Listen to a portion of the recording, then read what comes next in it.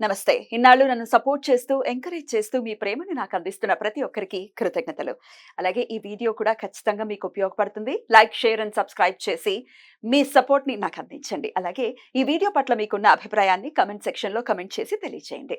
ఇప్పుడు వీడియోని చూద్దాం. నమస్తే, వెల్కమ్ టు అవర్ ఛానల్. నేను పద్మిని. ప్రస్తుతం పాటు ప్రముఖ ఆధ్యాత్మికవేత్త, నారీసేన ఫౌండర్, దత్త ఉపాసకురాలు, శ్రీపాద శ్రీవల్లభ దత్తపీఠం వ్యవస్థాపకురాలు శ్రీమతి లతా దత్త గారు మనతో పాటు ఉన్నారు. మాట్లాడదాం. నమస్తే అక్క. నమస్తే రా. జై గురుదత్త. శ్రీ గురుదత్త అక్క. దత్తుడు ఆరాధనలో దత్తుడితోనే ఉన్నారు. దత్త దత్త దత్త, ఇది తప్ప ఇంకొక మాట లేదు. ఫుల్ బిజీ, క్షణం తీరిక లేకుండా ఉన్నారు కదా. అవును, దత్తలోకం, దత్త సాంప్రదాయం. బ్యూటిఫుల్. లేకపోతే గానగాపురం క్షేత్రం గురించి మాట్లాడుకోవటం అనేది ఎప్పటికప్పుడు చాలా చాలా సంతోషాన్ని ఇస్తుంది. మళ్ళీ ఇప్పుడు ఆశ్వీజ మాసం కూడా వచ్చేస్తోంది కాబట్టి అడుగుతూ ఉన్నారు, ఎప్పుడు మళ్ళీ యాత్ర ఉండబోతోంది? ఆ యాత్ర ఖచ్చితంగా ఉండబోతుంది. మన దసరా దేవి నవరాత్రులు అవ్వగానే ఆ నెలంతా కూడా చాలా అద్భుతమైన మాసం కాబట్టి ఆ నెలలో 18, 19, 20వ తారీఖు అంటే 2 రాత్రులు 3 రోజులు గానగాపురంలో ఉండి సప్తాహ సామూహిక గురుచరిత్ర పారాయణం, అఖండ పారాయణం చేద్దాము అని అనుకుంటున్నాం. బ్యూటిఫుల్. అయితే 18, 19, 20 అంటే 18 రాత్రి బయలుదేరతారమా? లేదు, 18 ఉదయాన్నే బయలుదేరుతాం. 18 రాత్రి, 19 రాత్రి అక్కడ ఉంటాం. ఓకే. 20వ తారీఖు మధ్యాహ్నం బయలుదేరి రాత్రి అంటే ఆదివారం రాత్రి వరకు వచ్చేస్తాం. రైట్. సో సప్తాహ పారాయణం ఎలా సాధ్యపడుతుంది 2 రోజుల్లో? 2 రోజుల్లో సామూహికంగా కదా పద్మిని, సామూహికంగా అందరు కలిసి కూర్చొని చదివితే ఒక 20 మంది ఉన్నారనుకో, 1 గంట 2 గంటల్లో ఒకసారి అయిపోతుంది. అలా 7 సార్లు చేద్దామని అనుకుంటున్నాం. ఆయనకు చాలా ఇష్టమైనది అఖండ సప్తాహ సామూహిక గురుచరిత్ర పారాయణ. సప్తాహ అన్నారు కాబట్టి 7 సార్లు చేద్దాం అనుకుంటున్నాం. రైట్. అక్కడ ఔదంబర వృక్షం దగ్గర ఖచ్చితంగా ప్రతి ఒక్కరూ కూడా చేసుకోవటం, అక్కడే కూర్చుని విధిగా పారాయణం చేసుకోవటం అనేది చూస్తూనే ఉంటాం. సో అక్కడే జరుగుతుంది, ఇంకెక్కడే? అక్కడే జరుగుతుంది. అక్కడే జరుగుతుంది. చక్కగా ప్రశాంతంగా అక్కడే కూర్చోబెట్టి అక్కడ ఒక 2-3 సార్లు అనుకుంటున్నాను. మెయిన్ దేవాలయం పాదుకలు ఎక్కడ ఉంటాయో అక్కడ అనుకుంటున్నాను. అక్కడ కనీసము 1-2 సార్లైనా, మొత్తంగా గానగాపురంలో 7 సార్లు చదవాలి సామూహిక గురుచరిత్ర పారాయణము అని నిర్ణయించుకున్నాను. ఆ శక్తి వేరు. రైట్. ఆ ఔదంబర వృక్షం దగ్గరే చేయటానికి గల కారణం ఏమిటి? ఏంటి అంత పవర్ అక్కడ? స్వామి చెప్పారు, ఔదంబర వృక్షంలోనే నేను ఉంటాను, మీ కర్మల్ని తీసుకొని మీ కోరికలు ఫలించేలా చేస్తాను.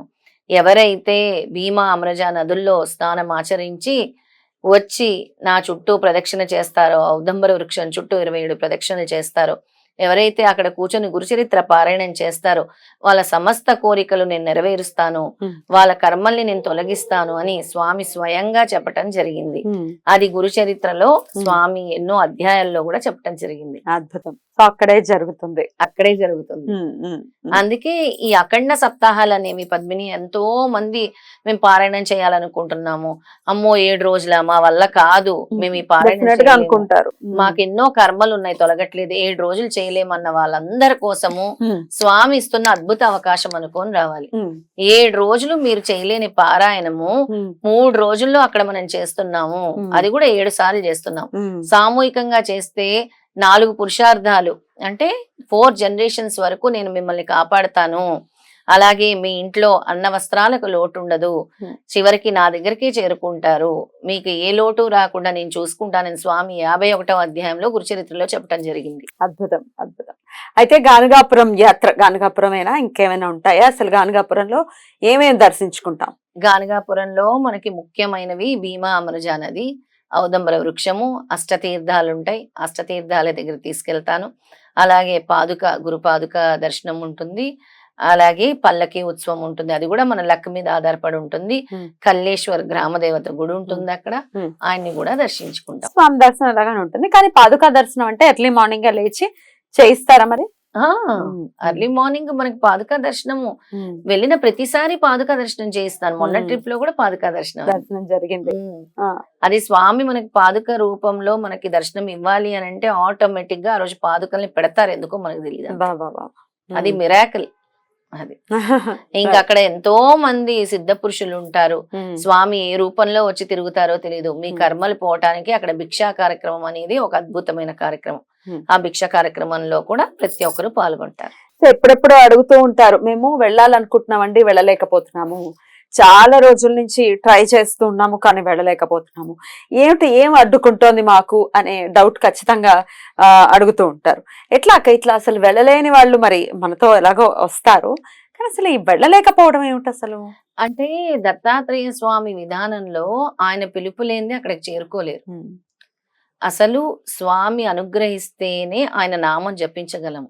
స్వామి అనుగ్రహం లేకపోతే ఆయన నామస్మరణ కూడా, ఆయన నామం కూడా మన నోటి మీద పలకదు. అది దత్తాత్రేయ స్వామి యొక్క విశిష్టత. అంటే ఆయన కోసం తప్పించాలి, తప్పిస్తే ఖచ్చితంగా రాణిస్తారు. అంటే ఎవరికైతే అహంకారం ఉంటుందో, ఎవరికైతే ఇంకా కర్మలు పరిపక్వం అవ్వవో, ఎవరైతే ఇంకా మూర్ఖంగా ఉంటారో, ఎవరైతే దైవ దూషణ చేస్తారో, ఎవరైతే గురునింద చేస్తారో, ఎవరైతే పాప కర్మలు నెగిటివిటీని ఎక్కువ అట్రాక్ట్ చేస్తారో, ఎవరైతే ఇతరుల్ని నిందిస్తూ ఉంటారో, ఎవరైతే ఇతరుల మీద ఏడుస్తూ ఉంటారో, ఎవరైతే ఎప్పుడు ధనం ధనం అని వ్యామోహం చూపిస్తారో, ఇలాంటి వాళ్ళందరి దగ్గరికి అంత సులభంగా స్వామి రారు. కష్టం, చాలా కష్టం, చాలా చాలా కష్టం. నిత్యాగరిష్ఠుడు అని అందుకే అంటారు. ఎవరి దగ్గరకు పడితే వాళ్ళ దగ్గరకు స్వామి వెళ్ళరు. ఎవరైతే స్వామి గురించి పరితపిస్తూ ఉంటారో, స్వామి చరణ పాదుకలు ఎప్పుడూ నాకు కావాలి నాయన, నీ పాదస్పర్శ కావాలని పరితపిస్తూ ఉంటారో, ఎవరైతే స్వామిని చూడాలని పరితపిస్తూ ఉంటారో, ఎవరైతే స్వామి నామాన్ని పలకాలని పరితపిస్తూ ఉంటారో, ఎవరైతే స్వామి హక్కును చేర్చుకోవాలని పరితపిస్తూ ఉంటారో, అలాంటి వాళ్ళ దగ్గరికి స్వామి ముందెళ్తారు. బ్యూటిఫుల్. అయితే ఇవే నియమాలు. ఇప్పుడు అబద్ధాలు ఆడకపోవటం, లేకపోతే అసలు ఒకరి హితాన్నే కోరుకోవాలి తప్ప. ఇప్పుడు నిత్యాగరిష్ఠుడు అని అంటే స్నానాలు కాదు పద్మిని, స్నానాలు మళ్ళు మడి స్నానాలు అడగలేదు స్వామి నిన్ను. నువ్వు మడి స్నానాలు చేసేసి పాపాలు చేసేరా, నీ దగ్గరకు వస్తానని ఏ రోజు స్వామి చెప్పలేదు. స్వామికి స్నానంతో పని లేదు. స్వామిని కూర్చొని నువ్వు బ్రహ్మముహూర్తంలో ధ్యానించు, ఉదయం ధ్యానించు, ఎప్పుడైనా ధ్యానించు. నిన్ను స్నానపానాలు అడగలేదు. నీ సోల్ క్లెన్సింగ్, నీ ఆత్మ పరిశుద్ధంగా ఉండాలి. నీ ఆత్మ ఎప్పుడైతే క్లియర్ గా ఉంటుందో అప్పుడు నేను నీ దగ్గర ఉంటాను. నువ్వు అబద్ధాలు ఆడుతూ, ఒకరిని మోసం చేస్తూ, డబ్బు మీద వ్యామోహం చూస్తూ, ఇతరులకు సహాయం చేయకుండా, ఇతరుల మీద పడి ఏడుస్తూ, ఇతరులని సర్వనాశనం చేయాలని కోరుకుంటూ, వాకు దోషాలు చేస్తూ, ఎక్కడి నుంచి మార్పులు వస్తాయి? ఇవన్నీ నువ్వు చేస్తున్నంత కాలం స్వామి నీ దగ్గరికి రాడు. అందుకే వాటిని నువ్వు వదలాలి, నువ్వు మారాలి. అందుకే స్వామి నీకు ఇంకొక అవకాశం ఇస్తున్నాడు. నేను పారాయణం చేయలేనండి, నేను ఎంతో మంది పారాయణం చేయలేను. వారం రోజుల అంటే నా కోసం ఏమైనా చేస్తున్నావు?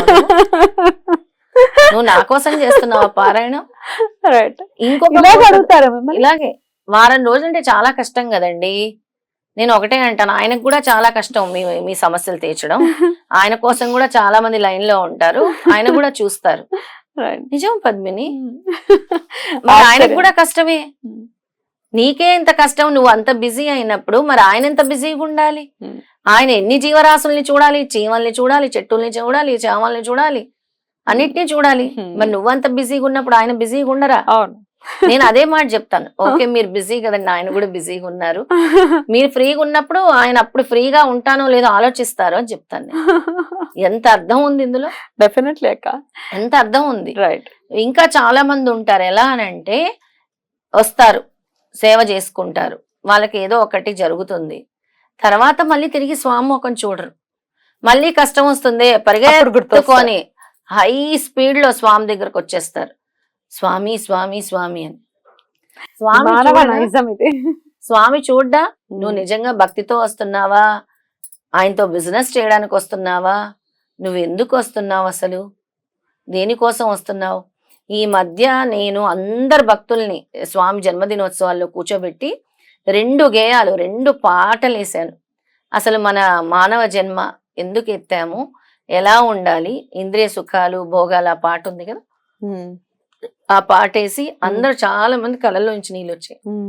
నెక్స్ట్ దేశం అంటే ఏంటి, మనుషులు కాదు, ప్రేమ, ప్రేమ పంచు, ఇవన్నీ కూడా వినిపించాను. ట్రాన్స్ఫర్మేషన్ అంటే స్వామి నిజంగా కోరుకునేది ఏంటి మనం ఎందుకు తెలుసుకోలేకపోతున్నాం? పొద్దున్న లేస్తే వ్యాపారం వ్యాపారం, స్వామితో వ్యాపారం.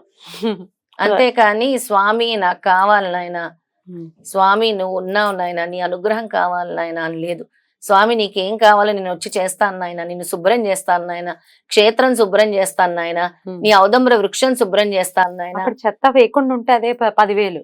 అసలు పెద్ద చెత్త చేసేస్తున్నారు అని చెప్పి అది. బోల్డ్ అని కంప్లైంట్స్ ఎన్నిసార్లు శుభ్రం చేస్తామా Hmm. అలాంటి వాళ్ళు, ఎన్నిసార్లు మీరు చెత్త చేస్తా ఉంటారు, మీకు బాధ్యత లేదా అని అడుగుతున్నాను. బోల్డ్ అంత ఆవేశం వస్తుంది. ఆ, మీకు కోపం వస్తుంది కదా, ఆవేశం ఏంటి అసలు? Right, correct. ఎంతసేపు భగవంతుడు మాకేమలేదు, భగవంతుడు ఇచ్చే అది ఇచ్చే ఇది ఎన్నిసార్లు? ఇచ్చే, Yeah. నీ ఆలోచన అంతే గాని భగవంతుడికి నువ్వేం చేసావు? Right. నువ్వు ఆర్తితో ఉదయం లెగుస్తావా? లేవవు. ఆర్తితో వెళ్ళి ఆరతిలో నిలబడతావా? కాసేపు నిలబడవు. నైవేద్యం చేసుకొస్తావా? ఓపిక ఉండదు. స్వామి దగ్గర ఊడుస్తావా? ఓపిక ఉండదు. కానీ స్వామి అన్నీ నీకు ఫ్రీగా ఇచ్చేయాలి. నువ్వు స్వామి కోసం ఏమీ చేయకు, కానీ స్వామి రెడీగా నీకు గ్రాంట్ చేసేయడానికి ఉండాలి. Right, right. నిజం. మార్పు రావాలి, డెఫినెట్ గా వస్తుంది. అనుగ్రహంతోనే, స్వామి అనుగ్రహంతోనే వస్తుంది స్వామి మార్పు. అనుగ్రహంతోనే. గుడికి వెళ్ళటానికి టైం ఉండదు, చెప్తున్నాను నేను. Right right. మొత్తానికి అయితే మనమైతే యాత్ర చేయబోతున్నాం. ఎప్పుడు ఇలా మాట్లాడలేదు అసలు లత గారు, అసలు ఊగిపోతున్నారు ఇప్పుడు. అంటే అంటే ఆ అలా ఎక్స్పీరియన్సెస్ మాట్లాడిస్తాయి డెఫినెట్ గా. పీఠం పెట్టిన Experience లే. తర్వాత రకరకాలుగా చూడటం అనేది జరుగుతుంది. చూడటం. రైట్. అయితే 18, 19, 20 తారీఖుల్లో, 20 తారీఖు బయలుదేరి వచ్చేస్తాం. 18 పొద్దున్నే బయలుదేరతాం కాబట్టి హైదరాబాద్ నుంచి యాత్ర ఉంటుంది. హైదరాబాద్ దగ్గర అమీర్పేట్ దగ్గర నుంచి మన యాత్ర మొదలు కాబోతుంది. సో రావాలి ఖచ్చితంగా, సామూహికంగా అందరూ కూడా వచ్చి ఆ స్వామి అనుగ్రహాన్ని పరిపూర్ణంగా పొంది, ఆ దత్తానుగ్రహం పొందడం అంటే మామూలు విషయం దత్త భక్తులందరికీ ఇది స్వామి ఇస్తున్న ఒక అవకాశం, ఓ మంచి పిలుపు అనుకోవచ్చు. ఒక మంచి పిలుపు. ఆయన పిలుస్తున్నారు. ఆయన ఎవరిని పిలిపించుకుంటారో ఆయనకు తెలియదు. అసలు ప్లాన్ లేదు దీని గురించి మాట్లాడాలి అని. అన్ప్లాన్డ్. అప్పటికప్పుడు ఇప్పుడు మాట్లాడాలి, అప్పటికప్పుడు మళ్ళీ, ఎందుకంటే కాల్స్ వస్తున్నాయి అనటం, అయితే సరే మళ్ళీ చేద్దాం అని ప్లాన్ చేసుకోవటం. పీఠం ఉన్నప్పటికీ ప్లాన్ చేయటం అనేది లత గారు చేస్తున్నారు కాబట్టి ఖచ్చితంగా రిజిస్టర్ చేసుకోండి. రైట్ అక్క, బ్యూటిఫుల్. ఇంకో చిన్న విషయం చెప్దాం అనుకుంటున్నాను పద్మిని. స్వామి క్లియర్ గా శ్రీపాద శ్రీవల్లభ చరిత్రలో గాని గురు చరిత్రలో గాని ఏం చెప్పారంటే, భగవంతుడి దగ్గరికి వెళ్ళినప్పుడు పరస్పర స్పందనలు మారటానికి నువ్వు తీసుకెళ్లే టెంకాయ, నువ్వు తీసుకెళ్లే పుష్పాలు, నువ్వు తీసుకెళ్లే ఫ్రూట్స్, పళ్ళు ఏవైతే ఉంటాయో, నువ్వు ఏదైతే భగవంతుడు సమర్పిస్తావో అవి ఊరికే సమర్పించమని చెప్పలేదు. మన సనాతన ధర్మం గాని పెద్దలు గాని అందరు తీసుకెళ్లి సమర్పించేది. అంటే ఇప్పుడు వాళ్ళకి అది కూడా తెలీదు చాలా మందికి.